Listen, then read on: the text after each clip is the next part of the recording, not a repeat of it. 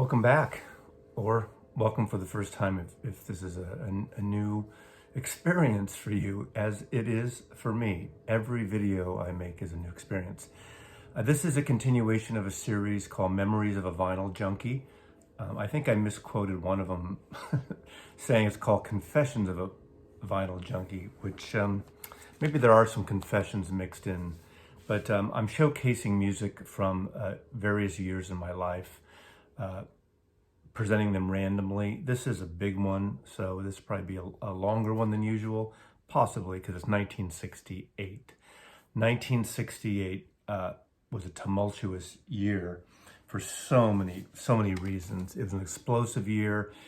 It was a tragic year, but also some amazing music was released. It was just a tug of war of a lot of stuff going on, at least from an American point of view, but also around the world. Two records right off the bat, and two pieces of music and two pieces of art I need to kind of call out right away, and that is the very first record the Beatles put out on Apple Records, their own label, as a 45, was Hey Jude, and of course, Revolution. Revolution, in a way, almost should be the soundtrack of 1968. Again, John Lennon's explosive song. 3 versions he put out that year. He put out the single version, which is the most rockin' and just over-cranked fuzzy guitar, probably of any song that had been out up to this point. And of course, the A-side, in essence, you could argue it might have been a double B-side, but the A-side is Hey Jude. The beautiful song written originally from Paul about Julian Lennon, when John and Cynthia split up and John went and eventually married Yoko Ono. But the Revolution and Hey Jude captures the year so dramatically. This is the biggest selling single, at least in the States, and I guess in Europe too, of 1968. So the Beatles on Apple, there was no picture sleeve. It was in this black sleeve, custom sleeve at the time. And it's the first time we saw the Apple label. And of course, up to that time, at least in the UK, I'm not sure about America, it was the longest song that hit #1 on the charts. And that is the Beatles' Hey Jude and Revolution. And the other, an amazing thing that happened that year was the Stanley Kubrick film 2001: A Space Odyssey. Here's a later CD version. This was an amazing album. My father took me to see it at the Golden Gate Theater down on Market Street, 1968, the first weekend it opened, the front row. And I knew what it was, but this is when I was between 13 and 14. August of that year, I would turn 14, but my dad and I went there. The first 3 rows were full of hippies in San Francisco at the time, and you could smell pot, marijuana from the theater. And my dad and I think, just ignored it. I was not smoking pot then, but especially during the trip, Infinity and Beyond sequence, the light show sequence toward the end. This has an intermission in the middle of it, HAL 9000 computer, an amazing motion picture, artful film, still one of my all-time favorite films. I can't even imagine it. A lot of audiences getting into this now because there's a certain zen, slow movement of this film that just hit me at 13, 14 years old. And I'm a big fan of it to this day. So 2001: A Space Odyssey, Stanley Kubrick.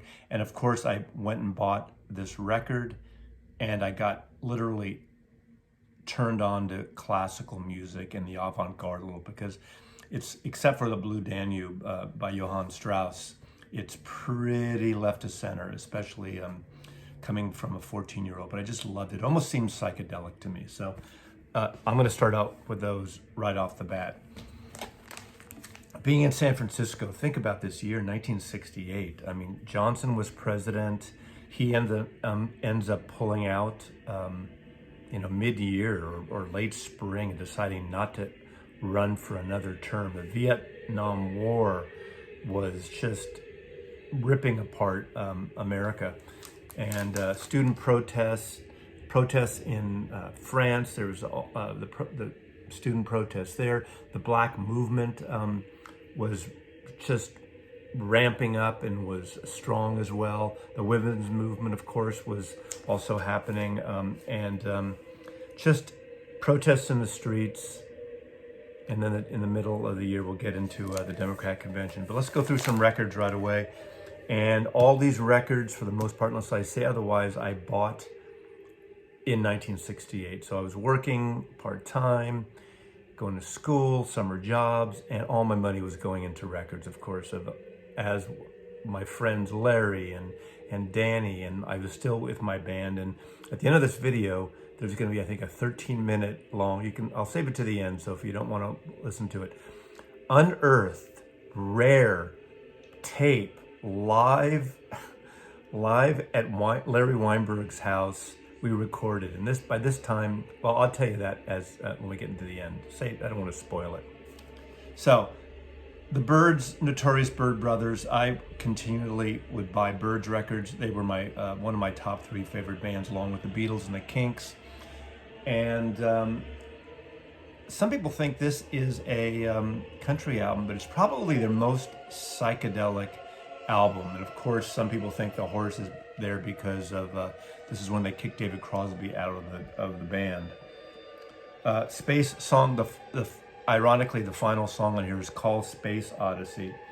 Wasn't Born to Follow, which is a great song that would turn up an Easy Rider the following year, 1969. And then a song called Draft Morning. Also Going Back, which is a beautiful song. I believe that's the Geffen, Going Back is the Goffin, and Carole King song. Great cover of that song. So it's a mono copy I have, the Byrds. One thing that happened in 1968, 2 songs or 2 records, and probably first was Blue Cheer's Vincimus Eruptum, that became this like powerhouse, almost like early metal. And the other one would be on the Beatles' White Album, Helter Skelter. Obviously, that was the more infamous, but this was on Philips Records, was a huge record in my circle of friends, and our band covered several songs. We did their version of Summertime Blues, which was the Eddie Cochran song. They were a power trio, but we also did a song here called Out of Focus, and our band did that quite a bit. We did it as an instrumental. It's sort of a bluesy song, but it's got a great riff to it. I love that.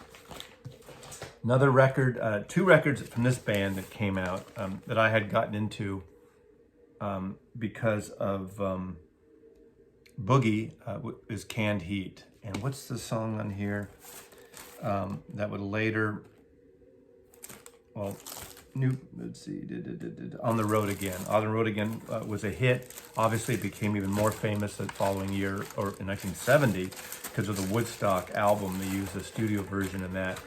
But Canned Heat, great blues boogie band. Bob the Bear Height, Larry the Mole on here, and let's see, who else is on here? It's that great guitar player. He's not on this record, is he? Bob the Bear Height, Alan Wilson. He joined later on. He's on this record actually. I'm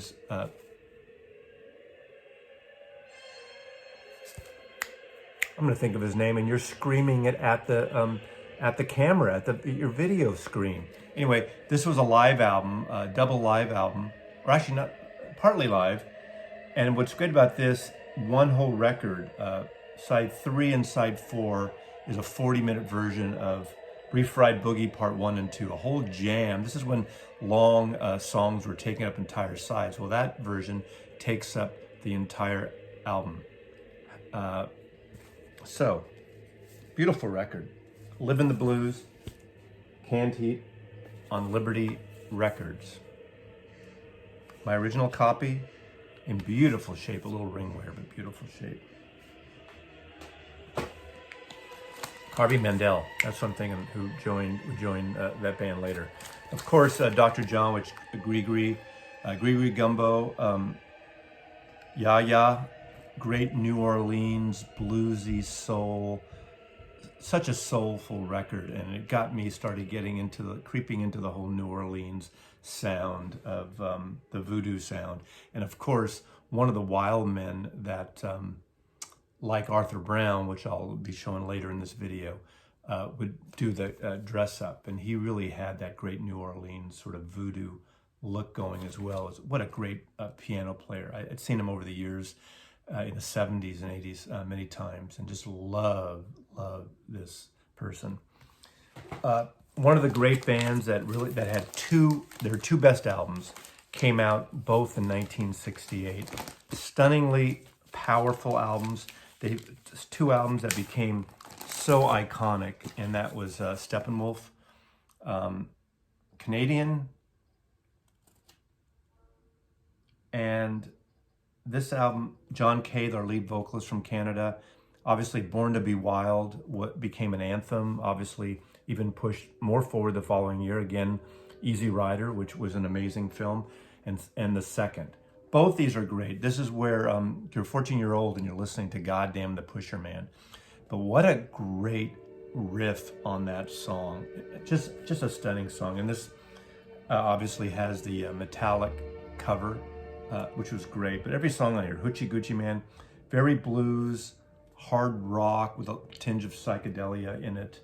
Born to Be Wild, of course. And then this with Magic Carpet Ride. I love 28. You know, the surprise on here is a song with a lot of string instruments, like a quartet, Spiritual Fantasy, which is very psychedelic and very Baroque. And it's just a great album. Another metallic style cover on ABC Dunhill Records.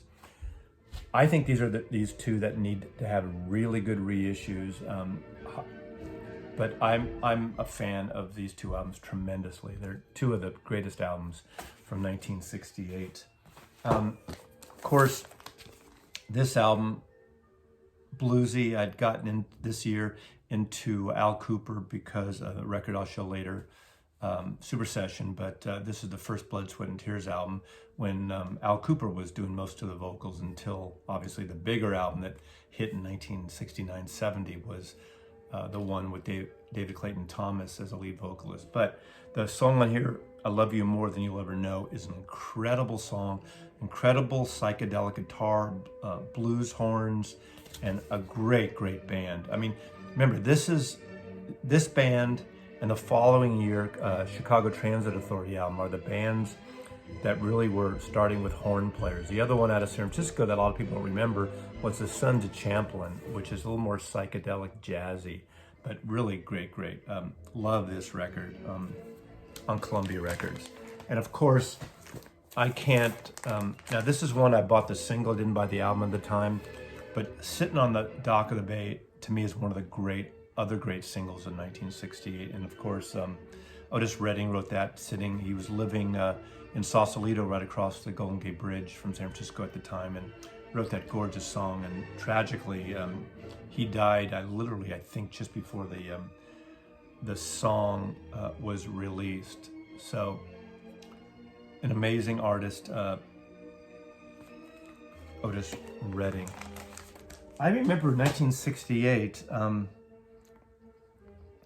I knew it was the first year that I was really becoming politically aware. The Vietnam War, that's the year it really started pulling the country apart.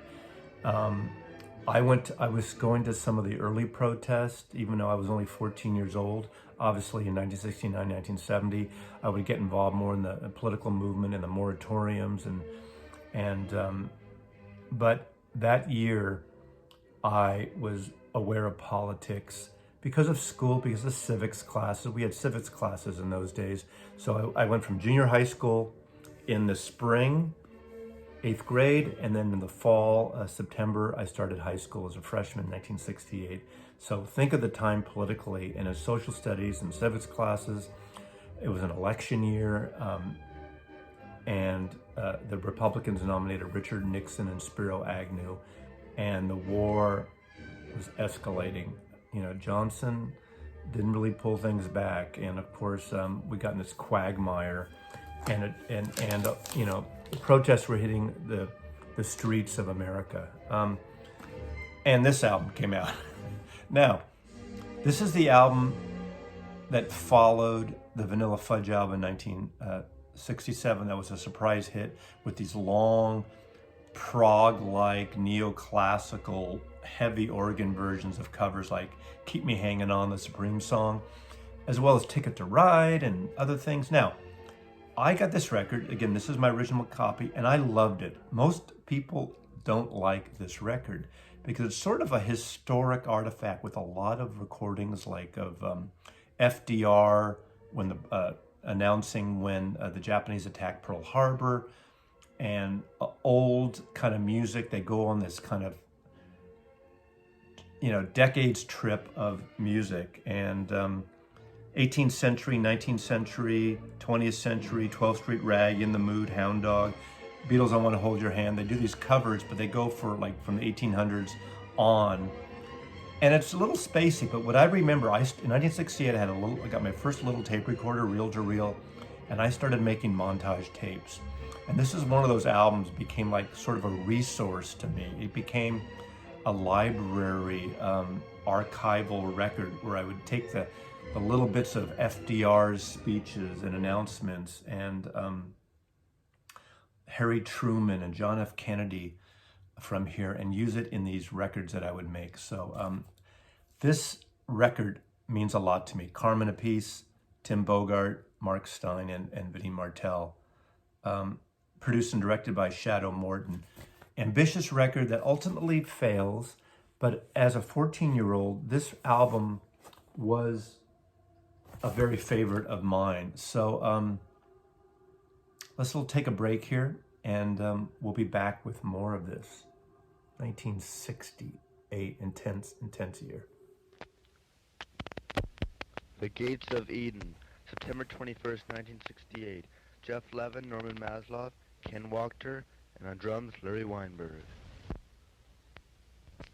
Larry Weinberg, Norman Maslow, Jeff Levin, and myself. Ken Wachter, come on, get it now!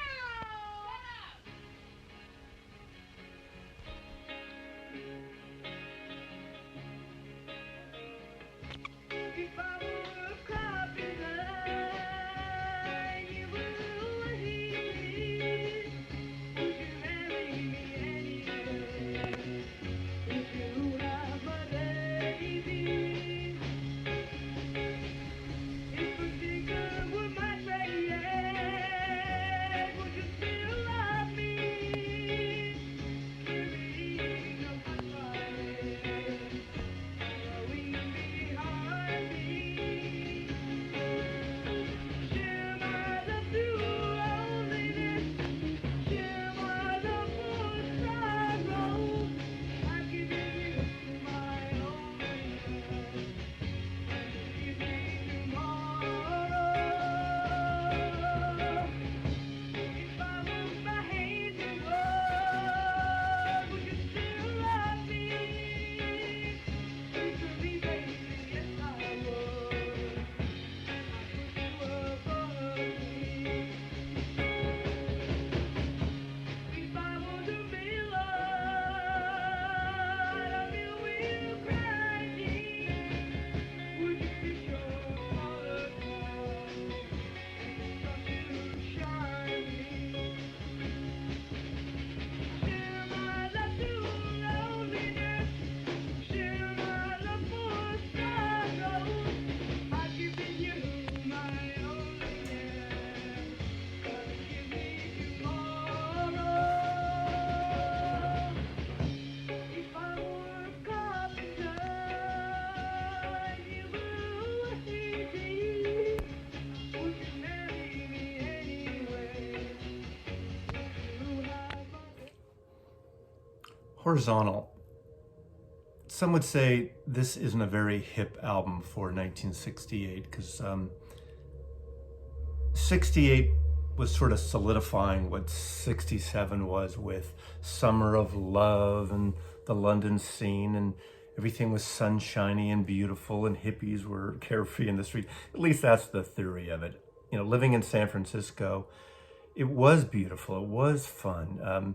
As I said in other videos, I would ride my bike to Golden Gate Park in 1968 with Larry and Danny and my friend Steve, and we'd ride to Golden Gate Park, and sometimes on the weekends we'd go there and there'd be live music. Some bands we'd never heard of, but we were able, around this time, 68 into 69 and 70, I'm out on what was called Speedway Meadows. It's an area of Golden Gate Park, this big long meadow. Now they've had concerts like Hardly Strictly Bluegrass and other things, but Speedway Meadow was the main long meadow area. And I remember it because in high school, when I got into high school, I started running track. I was a sprinter and a cross-country runner and a long and triple jumper. So I got into my jock things in my way. My hair was getting longer little by little, and playing soccer as well.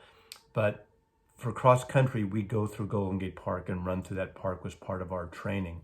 And a lot of the meets were through Golden Gate Park and around an area on the Great Highway, by the Cliff House and around Lake Merced. So Speedway Meadows, I knew it very well, but we'd ride our bikes there on the weekends and see these concerts. And between the Speedway Meadows, and of course, you deadheads will know there's a song called New Speedway Meadows Boogie. So that's what that's about. It's all about San Francisco, as you know, coming from, if you've been watching my channel lately. We'd go into the Hay a little bit. We had my buddy Larry and I on the weekends. His parents would take us to Golden Gate Park for these picnics, and we'd walk down Hay Street and go to the Print Mint and the Psychedelic Shop, and people would be selling the Oracle, the newspaper, and the Berkeley Barb, which were the underground newspapers of the day, 66, 67, 68. But in 68, we'd go to the park, we'd go to the Hall of Flowers, and that's where I first saw the Grateful Dead. Saw the Grateful Dead in Golden Gate Park. I also saw Big Brother and Holding Company with Janis Joplin. I saw Jefferson Airplane, and later on the Sons of Champ, these different groups playing around San Francisco, Quicksilver, and the likes, because I was too young, or at least my parents didn't want me to go to the Fillmore West at the time, and I wouldn't go to Fillmore West till 1969 to see shows. So I'd see these live free concerts, Haight Street as well, which intersects in the Golden Gate Park. Ironically, I was born right on Stanion Street, so right literally across the street from Golden Gate Park. But one of the unhip records that year, to some people, the Bee Gees' Horizontal. Their first record that came out in 67, Bee Gees' first, to me is a perfect psychedelic pop masterpiece. So I see some people don't love it, but I think it's a brilliant album. I like this record not as much.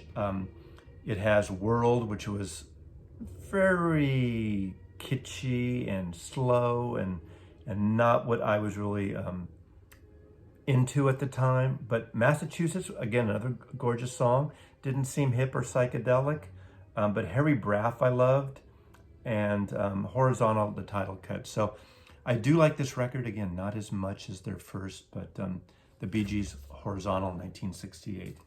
Another record, Bay Area band that was psychedelic that I got into, and I remember buying this record. I don't have my original anymore. This is a Sundays, I believe, reissue, and this is the Chocolate Watch Band.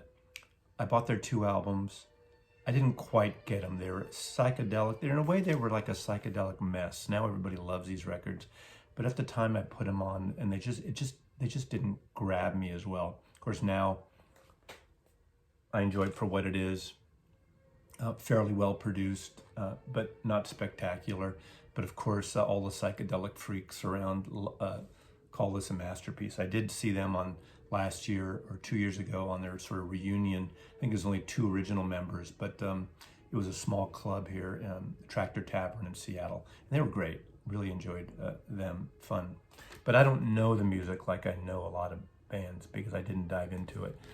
So in junior high school, we had a civics class, and I can't remember if it was civics or social studies. We had a project where we had to work for a candidate. We had to pick a candidate who was running for president, and do a report on it. So the candidate I chose was Robert Kennedy. Now, as I said before, 68 was such a tumultuous year. Earlier, a couple months earlier in April that year, Martin Luther King was assassinated. I knew about MLK from school, from the civil rights movement. I was aware of it peripherally, but when that hit, when he died, the thunder of that assassination reverberated around the world, as everyone knows now. Obviously, it's common history. At that time, I was 13 that spring, I knew about it, but I wasn't entrenched in it. It was more about the war and everything. So obviously the civil rights movement I knew about, obviously because of Robert Kennedy and John Kennedy, and LBJ actually signed the Civil Rights Act. But after he died, it just started shaking up America. That's when obviously as I said before, the Black Panthers, the Black movement was happening. The Black Panthers actually out of Berkeley, California. So I was right in that area knowing about it, and the protests on the college campus at San Francisco State that I later attended, as well as UC Berkeley. People were hitting the streets big time. But as a 13-and-a-half-year-old in junior high school, I picked Robert Kennedy. I remember the day I went, my parents drove me down to the Robert Kennedy storefront, basically their one of the local branches, because he was running for president. And this would have been late May of 1968. I got bumper stickers and posters. I did research. I mean, I just had to look around, because we didn't have the web. I had to look at books. I had to look at reports and go down to the headquarters, get the bios of these people, and just read up it wherever I could in the library of Robert Kennedy. And I knew he had been the Attorney General for his brother John Kennedy, President Kennedy. And he was obviously involved with the whole March on Washington, not peripherally, but being the Attorney General when that happened with MLK earlier. But so I got all my preparation, and I remember it was like the last final project I had to do, and I think we had to do, I can't remember if it was an oral presentation or not. And I remember watching on television, the returns were coming in. Obviously I was too young to vote. It was June 6th, I guess, in 1968. And for some reason, I went to sleep really early. I remember waking up, and I had a clock radio that would come on automatically with my alarm and play music. And I heard that Robert Kennedy had been assassinated. And that would have been the date of my presentation. And I had this report ready, and obviously, I don't remember all the details. I went to school. We had the TV on in school, but obviously before CNN, the live thing, but there was coverage. I don't remember all the specifics, but a few weeks earlier, there was a shopping mall in San Francisco on Sloat Boulevard, and Robert Kennedy did a speech. He came by, shook hands. So I was probably 15 feet away from him at one point. Just might have even been literally a month or a few weeks before, because this was the California primary, and he had gone to LA at the Ambassador Hotel, and that's where he was assassinated. So that was an intense time. And then I think it was the next month or two, there was an album I got that was pretty intense, psychedelic, but really out there, and it became a pretty popular hit single, and that's the Crazy World of Arthur Brown. And that's the song Fire. I'm the God of Hellfire, and I bring you fire. The truncated single version was all over the radio, at least in the Bay Area, in the summer of 1968. And it just seemed an appropriately intense, violent, just creatively out there song. Arthur Brown would dress up in this regalia, even more so than Dr. John would in terms of his New Orleans outfit and his voodoo style. Side one of this is a perfect side, and it's an intense side. And I loved, I had heard the single so much, and I finally got the album. This is on Track Records, which was a label of Kit Lambert, and Pete Townsend was involved, obviously, because The Who were on track too. So this record just blew me away. Again, I know side one like the back of my hand. Side two I liked, but not as much. But side one was incredible, and that whole lead in to that blast, I am the god of hellfire and I bring you fire. So this was an intenseness after that tempestuous month of June with the assassination of Robert Kennedy, and earlier in the year, the assassination of Martin Luther King. I am the god of hellfire, and I bring you fire. I'll take you to burn. Fire. I'll teach you to learn. I'll see you burn.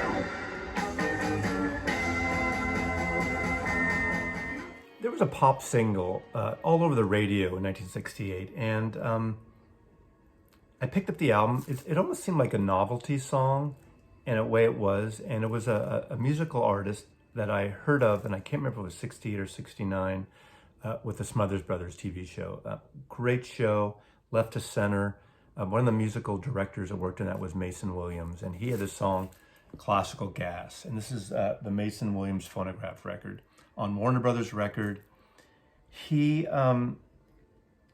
was a guitar player, and this has all of these great session musicians: Jim Gordon, Larry Knechtel, Gary Coleman, on and on and on and on and on and on and on. Jim Horn, artists you would hear on later things, on later records. I didn't get the record away. I got the single. This is in the 70s when I worked in a record store, because it has My Record Factory $4.98 list price record on it. Classical Gas. The rest of it is okay, but that song, big orchestra, great guitar thing, thematic, wonderful pop single record. Not really the underground and the psychedelia I was going for, or the rock and roll. This almost was a crossover record, definitely. Maybe for our parents, but I really like Classical Gas. And of course, an album that I had gotten into, a group I'd gotten into in 1966 accidentally, just by seeing it and being like freaked out, literally freaked out by it. But that is the Mothers of Invention. We're only in it for the money. And of course, when I opened up and I saw this, I just... hysterical record. It really parodies and mocks the hippie movement. It's hysterical.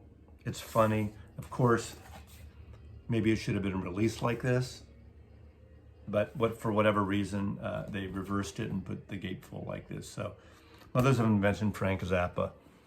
A record I bought too, and I had no idea. This was a fluke buy, because this is what I saw in the record store. This is my original copy, 1968. United States of America, Dorothy Moskowitz, Joseph Byrd project. Joseph Byrd would later go on, Joseph Byrd and the Feel Hippies. He'd work with Ry Cooder on his album Jazz as an arranger. Probably the first electric, psychedelic, Moog synthesizer type thing. After Switched on Bach, which is another big album of 1968, which helped also push me to classical music. But this record, I just fell in love with, because it was so different and so spacey, and produced by David Rubinson, who had later moved to San Francisco and worked with Santana and a lot of the San Francisco artists.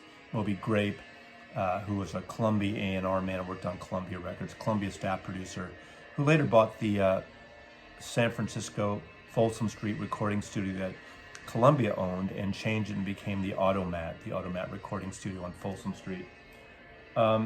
I love this record. It's out there record. It's been reissued on Sundays. I think Record Store Day had an issue of it some years back. Cool record, but this is the envelope it originally came in, and that's why I bought it. Another great single that I originally bought only as a single, and that was Ichigu Park by the Small Faces. Again, one of the great singles, and the phase shifting on that song, and you all know it. Steve Marriott and Ronnie Lane, and produced by the great tempestuous Steve Marriott, who would later go on to become a member of Humble Pie. And but we are all but for spaces.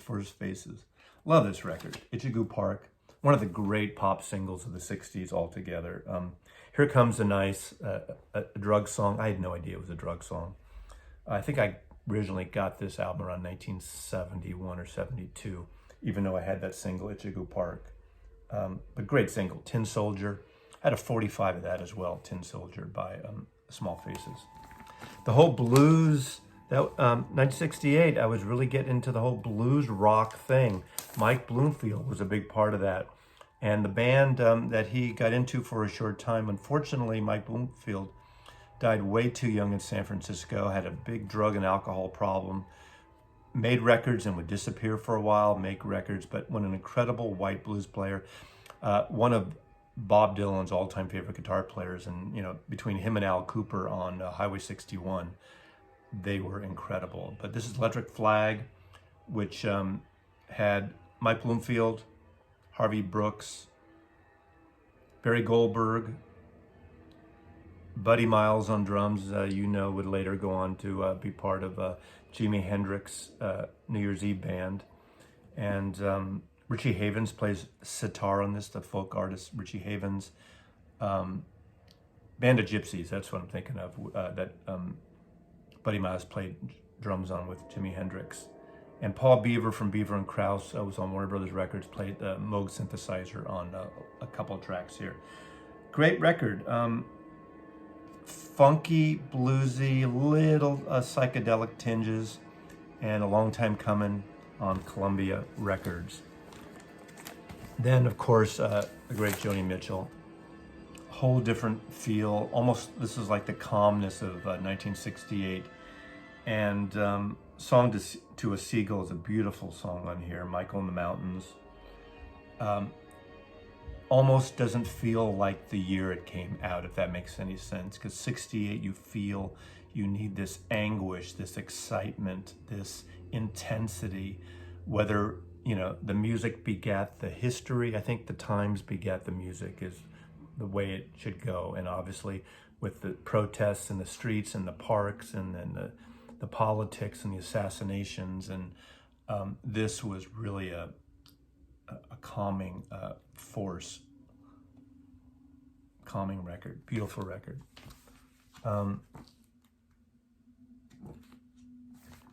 I think one of the most important records, and I keep saying most important, 68 was a friggin' great year for music.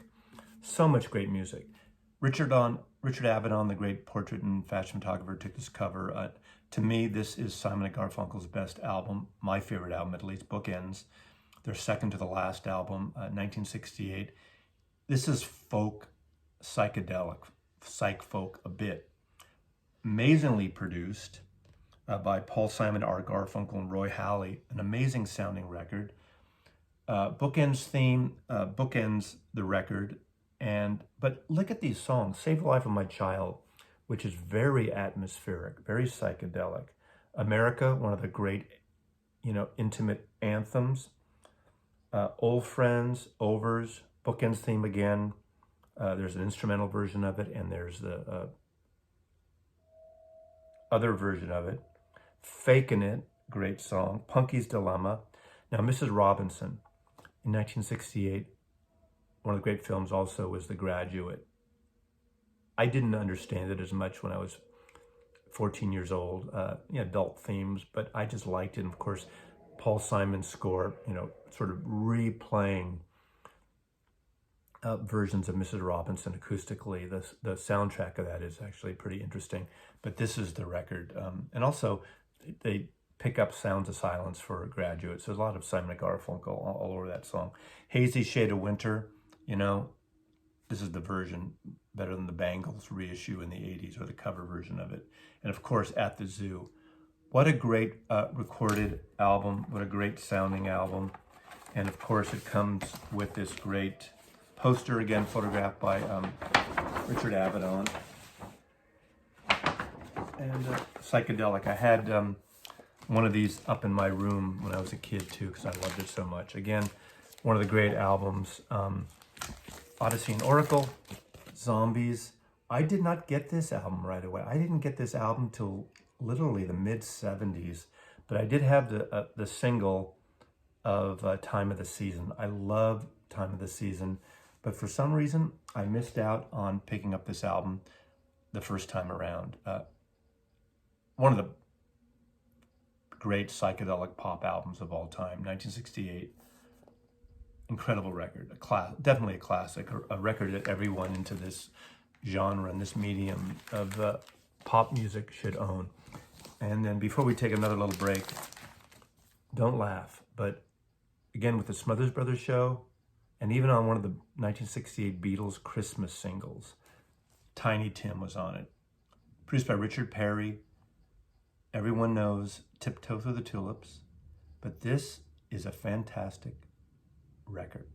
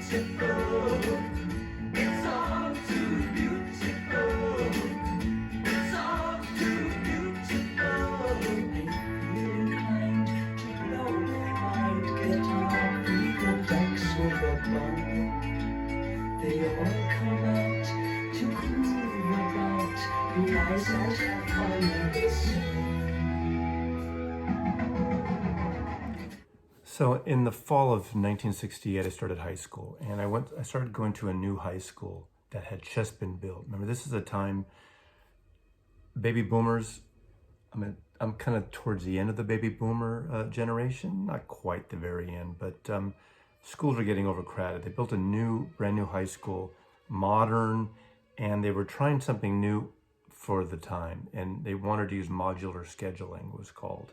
Big deal, which means you had a lot more free time, and as young students who weren't used to that, you just had to make sure that you could use that time well, which means it was like college scheduling. You wouldn't have every day the same courses. You'd have blocks of time of classes, and sometimes you'd have maybe 2-3 periods in a row with nothing. So you'd sit in the hallways. You're supposed to go in study halls, hallways, libraries. There was a smoking pit, there was a hippie pit, there was a jock bench, different benches, and it was kind of an indoor modernist school, almost like a mini shopping mall in a way. It was kind of cool. Carpeted hallways, brand new at the time. I ran track, and we had an all-weather track, which you had different kind of short cleats on because I was a sprinter. Instead of the long cleats, you'd have to switch your cleats out depending on the track you ran. I ran 440-mile relays. And we also had some teachers that were, it was unusual at the time. I had a teacher named Mike Calvello, who was basically a hippie teacher, and I had him for English. And another woman named Gail Kelly, who I had for English, I was able to write poems for her class. And of course, she was like short skirt, cliche, hippie chick, excuse the expression, that I found out later was dating Mike Calvello. So they were the two hippie teachers that found each other. I had such a crush on Gail Kelly. and she liked my poetry, which was really kind of, I went into the almost like beat poet, avant-garde, Dylan-esque, John Lennon, weird shit. Oranges, kumquats, spangling stars in a bowl of pea soup. I'm not gonna even go there. I think I have a box of some of my poems there. Maybe later to be published after my demise. But we had a class, and there's a couple of records here. On Friday in Calvello's class, he would dim the lights and he'd play a record, a new record at the time. I remember one of them was the Beatles' White Album. He played parts of that, which I'm not going to get into in this class because that's got a separate area later on. But one of the records I remember him playing was this album, The Animals. Eric Burton and the Animals. The Twain Shall Meet, Eric Burton and the Animals. So we would listen to the record with the lights down, almost the lights off. We would feel an orange, piece of fruit, and write about the experience. This is California, San Francisco Bay Area high schools. So it was a real free-form way of 1968 experience. I loved it, of course. I ate it up because I liked not just the friggin' tests and A, B, C, D, 1, 2, 3, 4. This was great because it had the song Monterey that Eric Burton wrote about the Monterey Jazz Festival. And one of the songs that I absolutely loved, and I had the single of it, was Sky Pilot. And it's a long song, so basically during the bagpipes on side one would fade out and fade in. Here's a complete song on here. The other one, which I should have pulled easily, which I was surprised that he got into, which got me into some great blues guitar player, and it was one of the artists that had been playing, in the Fillmore and the scene. Bill Graham would mix up rock artists with blues artists and some jazzy big band artists, Miles Davis, things like that. But one of the songs we wrote about, my Calvello played, and I bought it. I was so excited. It was this. Albert King Live Wire Blues Power, which is recorded live at the Fillmore. I fell in love with this record, and I went out and bought this record as well. So $3.74 as compared to $4.79. Great blues record in a psychedelic way, but Blues Power was a song that I remember vividly loving. This is Blues Power. Great, great album. But that was kind of my high school experience, and I really loved it.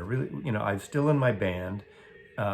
My band with Larry and Danny. We mixed with a guy named Jeff and a guy named Ken, who was a better singer, who was the son of a cantor at my synagogue.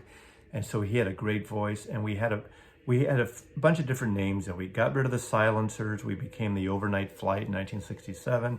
And then we kept playing around with names. At one point we were Quaker Oats, spelled Quaker, and then the Gates of Eden. I think, it seems to me, these names lasted like a month or two, and I'm not quite sure why. Again, at the very end of this, there's a tape, rediscovered tape I found.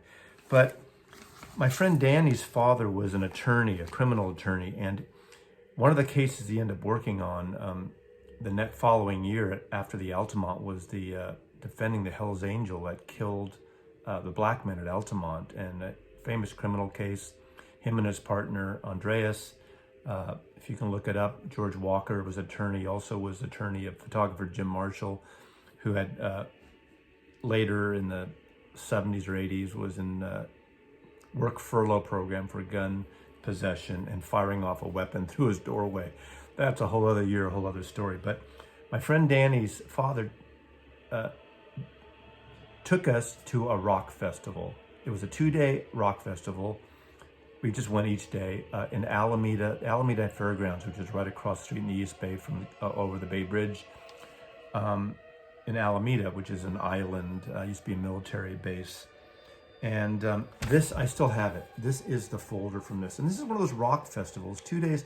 A lot of people never hear about. It was called the San Francisco International Pop Festival, October 1968, 2 days.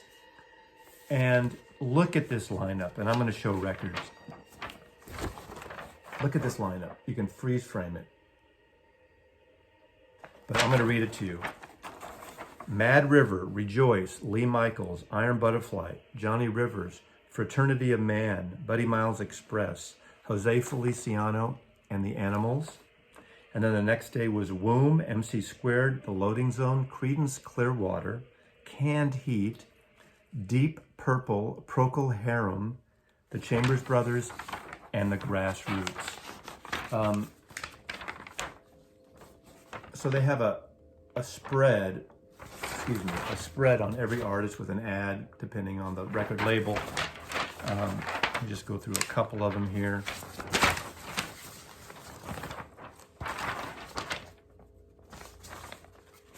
Iron Butterfly, Fraternity of Man. Remember Don't Bogart That Joint? I don't have that record right here. I forgot to pull it, but Don't Bogart That Joint that the following year was in the movie Easy Rider. Again, all these bands from Easy Rider. Eric Burton and the Animals, Buddy Miles, and so forth. And I still have this. So 52 years old. A beautiful kind of, look at this ad at the time, 1968 for Columbia Records. Really kind of emulates the whole counterculture of the day. Obviously, the Bay Area's morals weren't as crazy as the other ones, as a lot of other places around the country. Boogie with Canned Heat contains the hit single On the Road Again.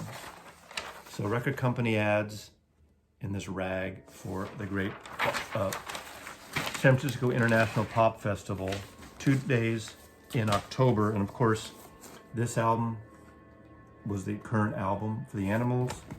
Of course, one of the great longest songs ever, In-A-Gadda-Da-Vida. Incredible song.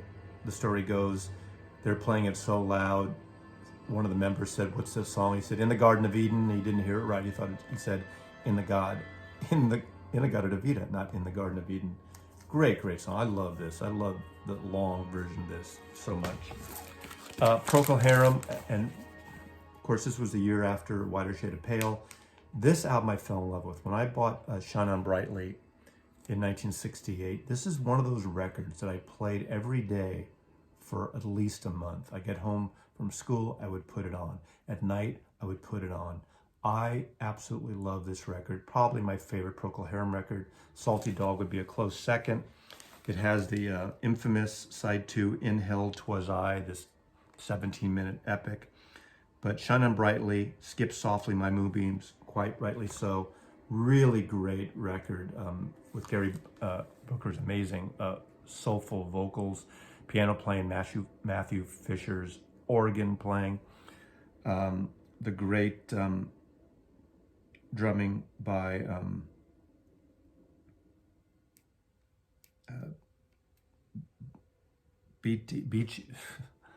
anyway, I was gonna say BJ Wilson, and of course Robin Trower on guitar. But a very favorite album of mine and a very favorite artist of mine. Of course, Creedence Clearwater in the Bay Area, they were playing the long version of Susie Q all the time in San Francisco, and of course then it broke nationally, and of course they became the biggest selling of the Bay Area artists. But 1968 was their first album. So seeing them in 1968, I think everyone did like an hour set, 45-minute set, as I recall.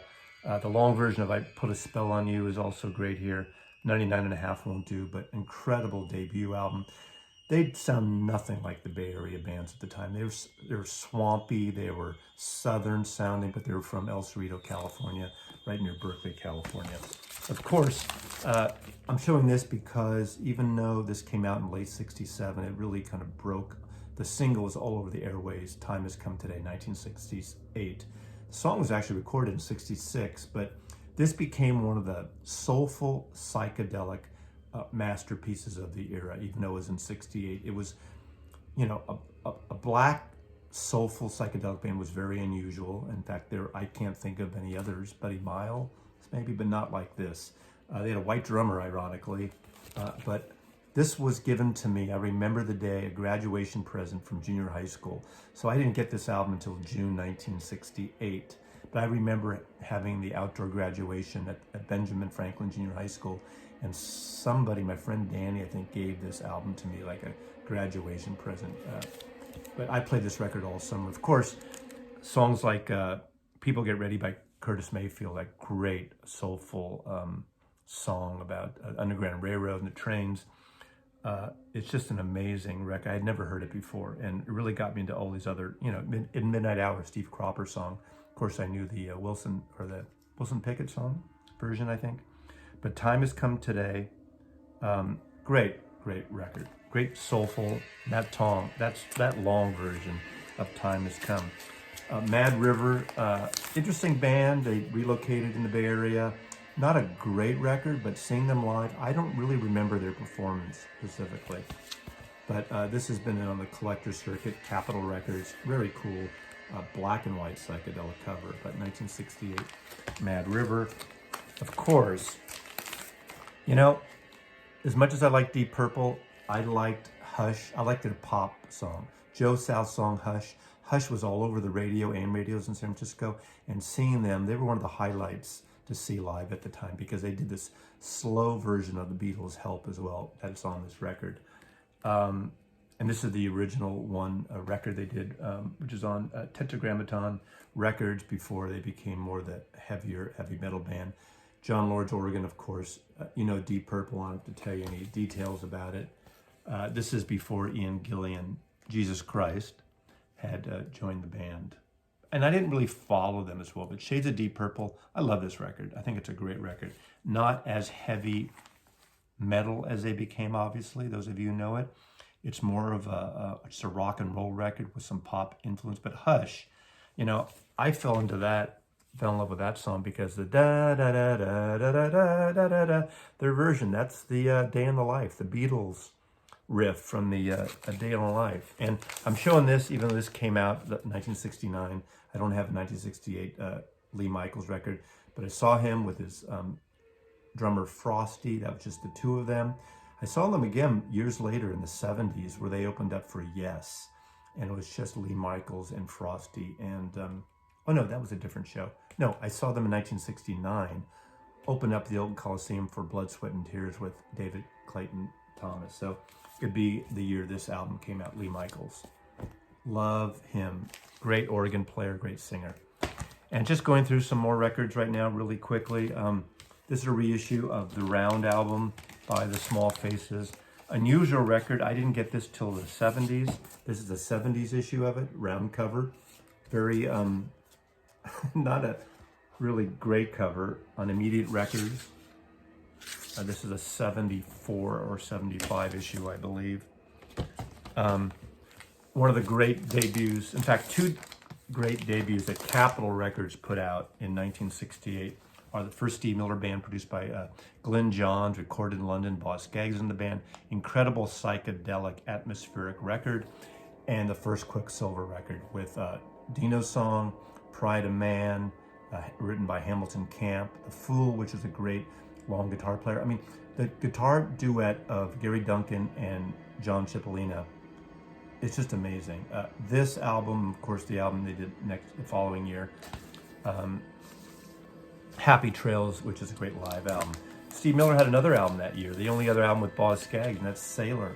This came out later in the year, so he had two great records. Quicksilver Girl, and this should have been a hit. Boz Scaggs is on this again, and that song, Gangster Love, is on here. Overdrive. Living in the USA, which would become more of a great FM staple years later, especially when he got famous. But another great psychedelic, bluesy, soulful record. Wonderful record. And of course, this record, I remember buying this record with my buddy Larry. We were going to rehearse our band one day, and I bought this, and I brought it home, and I didn't get it. It was kind of, you know the record, Music from Big Pink by the band. I just did not get it. It took me about 2 years until about 1970 to get into this record. But of course now it's considered a classic. It's the record that pretty much almost made Eric Clapton stop playing Cream and that kind of stuff and going with Delaney and Bonnie. But incredible record, Music from Big Pink, the house with a whole Dylan recordings were with the band. The Basement Tapes, or the Grateful Dead, their obligatory album. Anthem of the Sun, very psychedelic, weird record, and I even thought it was weird when it came out. But there was some amazing stuff on it. Probably their least accessible, but it has the other one. Some live, there was a remix version of this. What can I say? Would see the Grateful Dead, as I said earlier, in Golden Gate Park. So again, I felt they were a better live, but I did like their first album. I thought it was very poppy, and I love their live albums. But and one of the great blues super session, Mike Bloomfield, Steve Stills, Al Cooper. Bloomfield was supposed to be on the whole record, but didn't show up part of it. He was getting sick again. He had issues, drug issues. I mentioned Bloomfield before, an amazing guitar player, as is Steve Stills. And so he didn't show up. So one side of this, Steve Stills is playing the guitar, and the other side is Mike Bloomfield. Still an incredible record. And this became a pretty big hit, FM staple all the way. Their version of Season of the Witch, the Donovan songs, is sublime, almost a definitive version of it. Albert Shuffle, they do a Dylan cover of It Takes a Lot to Laugh, It Takes a Train to Cry. Totally different arrangement. Al Cooper, incredible on this. Harvey's tune. Harvey Brooks was a bass player on this, and a lot of played on a lot of session work and a lot of band stuff for Columbia Records around this time. And the CD remastered version and the version with Season of the Witch with horns is incredible. The bass playing on this album is stunning. And of course, one of the great live/studio albums of all time, the great foil cover of Cream, Wheels of Fire, recorded at Winterland. Incredible record. You know, White Room came of this, but the long versions of Toad. Our band started doing Toad because Larry wanted a drum solo. So we didn't play it as long as the version on this with Ginger Baker. But incredible record. Crossroads and Spoonful are pretty definitive of the whole white guy psychedelic blues renaissance of the late 80s. Incredible psych and blues album and recording. Of course, Robert Crumb's cover for Big Brother and the Holding Company, produced by John Simon, became a huge hit and really launched Janis Joplin's career. This record I didn't quite get at the time, but I've fallen in love with it since. I didn't understand what the Byrds were doing country-wise, but I did buy it right away. It was interesting to me, but of course now it's one of my all-time favorite records, The Byrds' Sweetheart of the Rodeo. Talking about Donovan again, his 1968 live record in Anaheim. His father introduces him. This is a really great record. There is an expanded CD that came out later, many years later, with the entire show. He did a lot of new songs here that hadn't been released yet. That's why they didn't put them all out. But this is pretty great for 1968. The Jefferson Airplane album, some people get it, some people don't. I love Lather and Triad that Grace Slick sings. Triad is a David Crosby song. Just incredible. San Francisco band, my favorite San Francisco band. I bought this because of the cover. I didn't know really who Muddy Waters was. And Electric Mud, what a great cover. What can I say about this? Again, cover, just typeface, Electric Mud.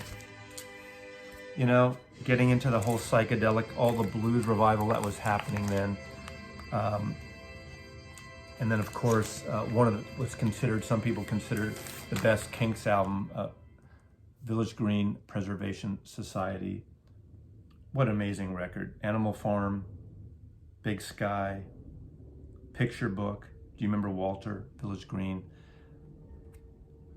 A masterpiece, a great Kinks record, but one of those records that came out the exact same day the Beatles released the White Album. So it really got lost. Can you imagine that? Oh my God. And you know, the Who weren't touring, the Kinks weren't touring America yet again. They would, I think, the following year, but an amazing record. What can I say? An important record, became more important as time went on. Astral Weeks, Van Morrison, probably his most famous and revered album, along with Moondance, an incredible record, long songs. He lets the songs breathe. Ballerina, Astral Weeks, Madame George, an incredible piece of art. And nobody was doing this kind of folky, jazzy, meandering kind of music then. And it became sort of, years later, there would be the singer-songwriter thing starting around really 1970, 69, 70, when that began and became really popular. So this didn't really get the attraction at the time that it would later on. Now it's, of course, is on amazing best of lists. Monkeys weren't hip. Monkeys were over. They released this thing. People didn't know what to, think about this. Head with Jack Nicholson, Bob Rafelson, Frank Zappa's in it, Victor Mature is in it. What a psychedelic mess in a weird way, but really interesting. Look at that cover.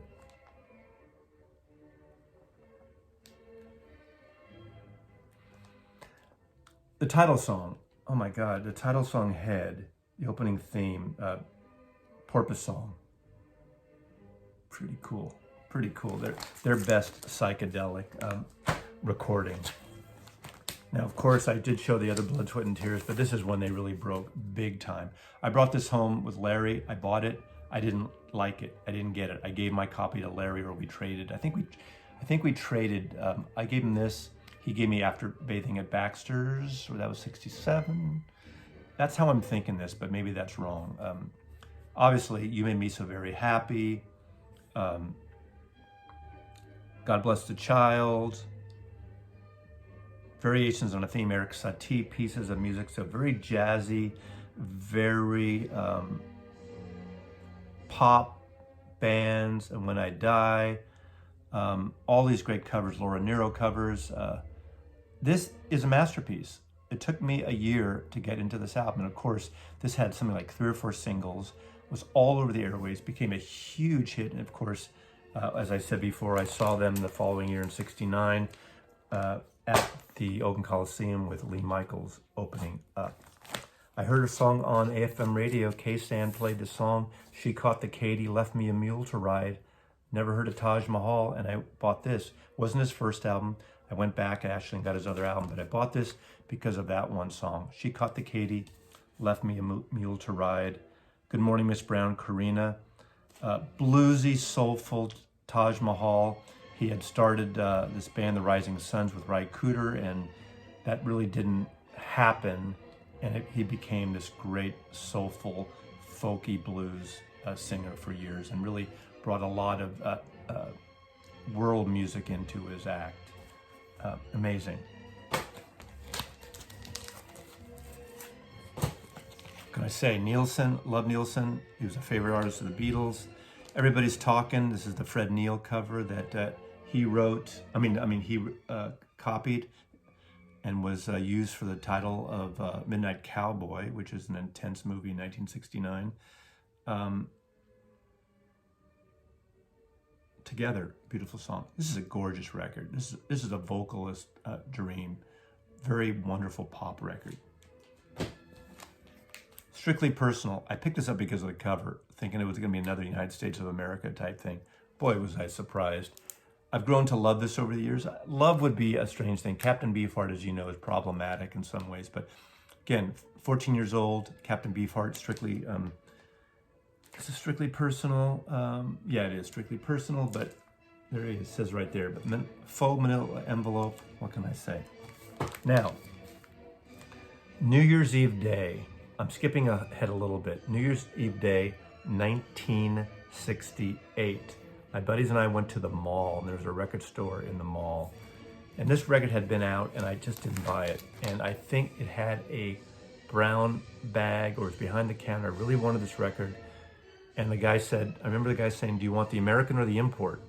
And I knew imports, I didn't buy a lot of imports at the time, the UK pressings. But I said, I'll take the import. I think it was maybe $2 more. But I went for the import. This was the import. 1968 New Year's Eve Day. I remember playing it that night. playing all along the Watchtower, right as 1968 turned into 1969. The cover that Jimi Hendrix apparently didn't dig, the naked cover, I think it's my favorite Jimi Hendrix album, Electric Ladyland. Of course, All Along the Watchtower is probably the definitive version, and is probably, I would say, and you know, put money on it. I mean, it's not a money sport, this isn't betting, but probably the best cover version of a Bob Dylan song, All Along the Watchtower. And it's, as I said, the definitive version. So the year closes out. The end of the year, that same record store I went to, another behind-the-counter experience for the new John Lennon album was this. Two Virgins. Ambient record. They made this record all night, and they woke up and they made love in the morning. John and Yoko. Two Virgins. You've seen the naked cover, the frontal thing. I don't need to show it here. You can look elsewhere. You can Google it. Avant-garde, ambient. People hated this. They had no, what the fuck are these people doing? I think it's really interesting. I was amused by it. I remember listening it to about 3 times and, you know, waiting for them to break into a song. Never happens.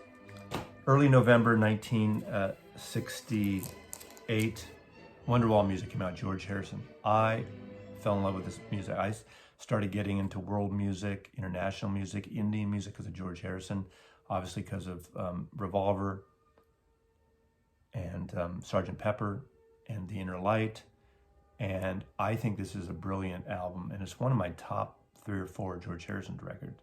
Soundtrack to a movie that I didn't see until like maybe 25 years later, Wonderwall. This is an extra insert. That's the back of the cover. I love this. What's amazing that this came out literally 3 weeks before what some consider might be a masterpiece, the Beatles' White Album. The closest they've had to an indie album, disjointed but amazing, expansive. Now,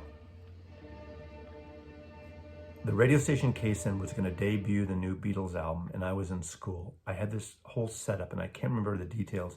I had a tape recorder, and I don't know how, I think I put it in the slow speed, which is not great for music, and I set up a timer because I was going to be in school, and at a certain time they were going to play the new Beatles White Album. It was probably about a week, I'm guessing, before it came out. So I set my timer up, and I recorded this album. So I had it about a week or more before it came out on tape. That weekend, our band was playing at a dog show in Stonestown Mall near San Francisco State College in San Francisco. Over the weekend, we learned Birthday of the new Beatles album that hadn't even been come out. I remember us on stage saying, this is a new song from the new Beatles album called Birthday. It was the easiest song to learn on the record. So this is a UK top loader, which I only got in the last 2 years. UK original top loader, original pressing, the Beatles' White Album. You all know this album, I don't have to say anything else. The only other album that came out that I'm going to end with now, it came out after the Beatles' White Album in a plain white cover, which is probably my favorite Rolling Stones record, and it's Beggar's Banquet. Sympathy of the Devil is a total masterpiece. Street Fighting Man really emulates what was going on in 1968. Fighting in the streets. That is the perfect song to end this video with. If I can, Rolling Stones masterpiece. This one, Beggar's Banquet. So 1968, thanks for watching again. I always appreciate it. 1968, what a fucking year. Mazzy loves you.